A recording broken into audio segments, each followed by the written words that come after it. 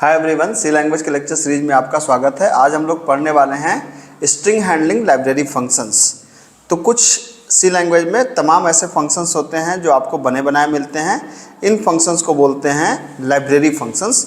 तो library function में अगर स्ट्रिंग से रिलेटेड फंक्शंस आपको यूज करने हैं तो आपको एक हेडर फाइल ऐड करनी पड़ती है string.h। मतलब जो अभी तक आप ऐड कर रहे थे स्टूडियो, तो स्टूडियो के साथ में आपको एक और हेडर फाइल ऐड करनी पड़ेगी। उसका नाम क्या है? string.h। ठीक है। अब इसमें जो फंक्शंस हैं कौन कौन से हैं? पहला फंक्शन है strlen, strcpy, strcat, strcmp। और भी तमाम फंक्शंस होते हैं लेकिन ज़्यादातर हम इन चारों का इस्तेमाल करते हैं। अब एक एक करके बात करते हैं। strlen, अभी तक जो आप लोग लेंथ निकाल रहे थे कि जीरो से लेकर नॉट इक्वल टू नल तक की लूप चलाए, तो वो काम अब आप चाहें तो ख़त्म कर सकते हैं, क्योंकि आपके पास फंक्शन है strlen और ये क्या करता है? एक स्ट्रिंग को आर्गूमेंट लेता है, उसकी लेंथ को रिटर्न करता है। क्या मतलब है इस बात का? आइए हम लोग करके देखते हैं। ठीक है। तो जैसे आपने एक नाम लिया, जैसे आपने नाम लिया, नाम का आपने साइज दे दिया कि 50 कैरेक्टर तक हो सकता है। तो यहाँ पर आपने कहा एक वेरिएबल ले लिया, मान लीजिए लेंथ नाम से, और फिर आपने कहा कि भाई नाम दे दो, एंटर नेम। तो जो भी नाम आपको लेना है वो आप नाम ले सकते हैं। गेट्स में करके आपने लिया नेम। और अब देखिए, अब यहाँ पर आपको क्या करना पड़ेगा? एक अलग से फाइल जोड़नी पड़ेगी, हैश इंक्लूड, क्या नाम है? string.h। बस आप इसको जोड़ दीजिए और यहाँ पर strlen फंक्शन के अंदर नेम को दे दीजिए कि भाई strlen जाइए, आप लेंथ को काउंट करके आइए। ये लेंथ को वापस दे देगा किसके अंदर? लेंथ के अंदर। और अब आप इसको प्रिंट करा सकते हैं कि /n the length of name is %d कामा, क्या कर दिया आपने? %d कामा लेंथ की वैल्यू। देखिए बिल्कुल आसान है। तो आपने इसको रन कराया, हमने नाम दिया धनंजय, लेंथ 9। ठीक है। आपने दिया अजय, लेंथ 4। तो जो भी नाम देंगे उसकी लेंथ को कैलकुलेट कर देगा। बहुत ही आसान फंक्शन है। अगला फंक्शन है strcpy। ठीक है। ये फंक्शन क्या करता है? ये फंक्शन दो स्ट्रिंग को आर्गूमेंट लेता है। याद रखिएगा, दो स्ट्रिंग को आर्गूमेंट लेता है। Copy the value of second argument into the first argument. इसका मतलब क्या है कि strcpy फंक्शन जैसे दो ले रहा है a कामा b, तो b की वैल्यू को a में कॉपी करेगा। ठीक है। आप इसमें ये तो कंफ्यूज नहीं है कि हम a इक्वल टू b कर दें। ठीक है। याद रखिए, a और b नॉर्मल इंटीजर टाइप में तो ठीक होता था, जहाँ पर int a और int b है वहाँ पर तो a और b करना संभव था कि आप कर दीजिए a के अंदर b कॉपी हो जाए। लेकिन ये जब स्ट्रिंग के केस में आता है तो स्ट्रिंग कोई नॉर्मल वेरिएबल नहीं है, स्ट्रिंग तो एरे है ना। जैसे आपने कहा कैर a आप 30 और b आप 30, तो अब आप a इक्वल टू b करेंगे तो ये एरर आ जाएगी, यहाँ पे एरर आ जाएगी। तो इसका मतलब है कि हम नहीं कर सकते। अगर ये करना है तो ये कौन सा काम करेगा? strcpy करेगा। मतलब दो स्ट्रिंग दे करके आप इसको कर सकते हैं। जैसे अब मैं इसी क्वेश्चन को थोड़ा बदल दूँ, मैंने यहाँ पे एक वेरिएबल ले लिया, मान लीजिए a नाम से, और एक सेम वेरिएबल लिया b नाम से। ठीक है। फिर यहाँ पर लेंथ की ज़रूरत नहीं, आप चाहें तो इसको हटा सकते हैं। ये हो गया।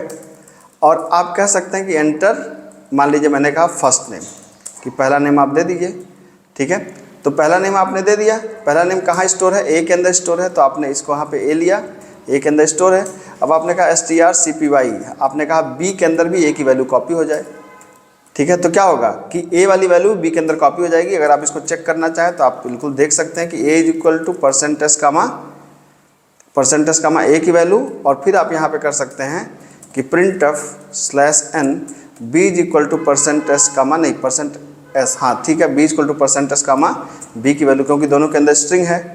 आपने लिया, यहाँ पर नाम दिया आपने अनुज। ठीक है। देख सकते हैं दोनों में अनुज आ गया। आप ले लीजिए मनोज, आप देख सकते हैं दोनों में मनोज आ गया। तो जो आपने a में दिया वही हमने कॉपी कर दिया b के अंदर। बेहद आसान है। ठीक है। अब अगला फंक्शन कौन सा? strcat। strcat क्या करता है? ये दो स्ट्रिंग को आर्गूमेंट लेता है और उनका कॉन्कैटिनेशन रिटर्न करता है। कॉन्कैटिनेशन का मतलब दोनों को बेसिकली आप समझिए कि जैसे आप एक स्ट्रिंग a है, एक स्ट्रिंग b है, तो दोनों को ऐड कर दीजिए। जैसे यहाँ पे है राम, यहाँ पे है सिंह, तो राम सिंह ये ऐड कर देगा। ठीक है। इसको कैसे समझ सकते हैं? इसको समझने के लिए मान लीजिए कि हमने यहाँ पर लिया फर्स्ट नेम। ठीक है। ए और बी है, एक सी भी ले लीजिए और सी की साइज इन दोनों के बराबर कर लीजिए, जिससे दोनों ऐड हो सके उसमें। तो जैसे फर्स्ट नेम हमने लिया, उसी तरीके से क्या किया हमने उसी तरीके से लिया सेकंड नेम। तो यहाँ पे हमने कहा कि भाई ऐसा करिए कि एंटर सेकंड नेम भी आप दे दीजिए। ठीक है। तो जो भी सेकंड नेम है वो कहाँ पे स्टोर हो जाएगा? बी के अंदर स्टोर हो जाएगा। और हमने कहा कि strcat ए और बी को आप कॉन्केटिनेट कर दीजिए, मतलब ए और बी को ऐड कर दीजिए। तो अब ऐड करके करेंगे कहाँ? हमने कहा ऐसा करो कि strcpy क्या करो, सी के अंदर कॉपी कर दो। क्या? इन दोनों का कॉन्केटिनेशन, मतलब ए और बी को ऐड करो और कॉपी कर दो सी के अंदर।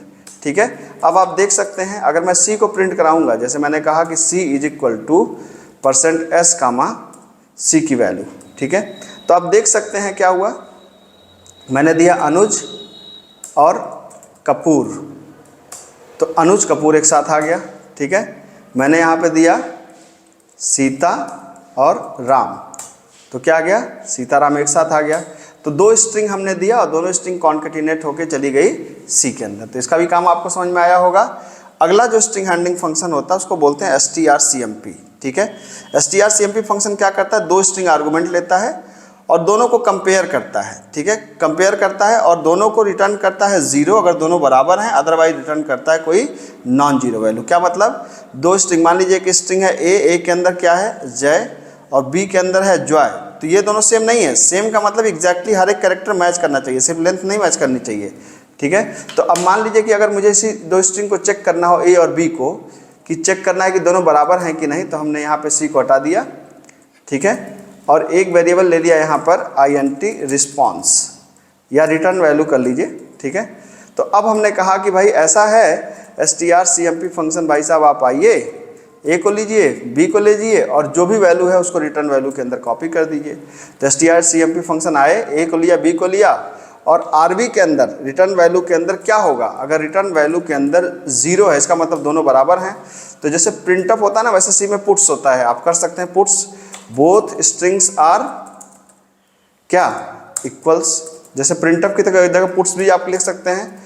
एल्स आप क्या कर सकते हैं, पुट्स क्या, both strings are not equals, दोनों स्ट्रिंग बराबर नहीं है। ठीक है, अब इसको आप रन करा दीजिए। आपने दिया अनुज अनुज, दोनों इक्वल हैं। ठीक है, आपने दिया अनुज मनुज, नॉट इक्वल्स। तो आपने देखा, तो आपको बात समझ में आ गई होगी कि स्ट्रिंग हैंडलिंग फंक्शंस हमारे स्ट्रिंग, देखिए जहाँ पर जैसे अगर आप AKTU के एग्जाम के पॉइंट ऑफ व्यू से पढ़ रहे हैं, तो कभी भी जैसे मान लीजिए एग्जाम में लेंथ का क्वेश्चन लिखने को आता है, तो आपको लेंथ का क्वेश्चन की जगह strlen नहीं यूज करनी है। ठीक है, क्या करना है आपको लेंथ की जगह वो लेंथ वाली लॉजिक ही लिखना पड़ेगा आपको, क्योंकि वो आपसे लॉजिक चेक करना चाहते हैं। लेकिन मान लीजिए कोई बड़ा क्वेश्चन है जिसमें ये पार्ट एज अ पार्ट है, जैसे मान लीजिए पैलिंड्रोम का क्वेश्चन था, तो वहाँ लेंथ एज अ पार्ट थी, तो उसको आप इस्तेमाल कर सकते हैं। ठीक है, लेकिन ये बड़े बड़े क्वेश्चंस को सॉल्व करने में काफ़ी आपकी हेल्प करेगा। आशा है आपको समझ में आया होगा। Thank you so much.